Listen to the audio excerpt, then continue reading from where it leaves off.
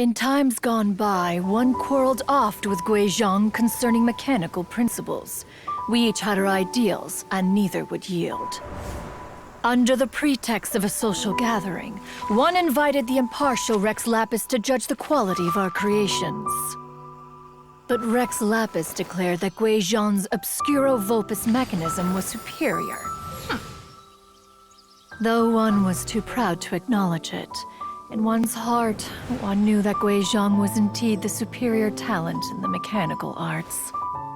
As for the story between Guizhong and Streetward Rambler, that begins with a certain bell. In Guizhong's opinion, while mechanisms were no substitute for human composers, they were yet capable of producing simple but fine melodies. But Streetward Rambler believed music to be an expression of the soul, an emotional enterprise that could never hope to be replicated by machinery. They argued endlessly, until one asked Rex Lapis to intercede. He confiscated the bell and designated it for ceremonial use. Thereafter, one would often find them convening in the mountains, discussing music, mechanics, and all the affairs of the mortal world.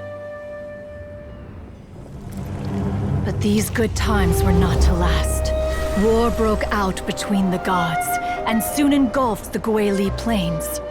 Guizhong was overpowered by the enemy, and fell in battle. When Streetward Rambler and I arrived at the scene at long last, all that remained among the ruins was her lifeless body. After this, at Streetward Rambler's request, Rex Lapis granted her the cleansing bell for safekeeping. To honor our friend's memory, one made a few finishing touches to her ballistic device. Many lantern rites have passed since then. Many greetings and goodbyes. Upon what do you gaze? The Guili Plains?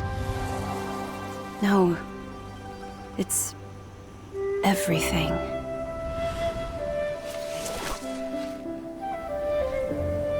We think of human life as like a lantern that's lit one minute and extinguished the next.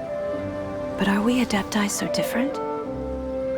Perhaps as dust settles after a storm, we too must one day return to the world below.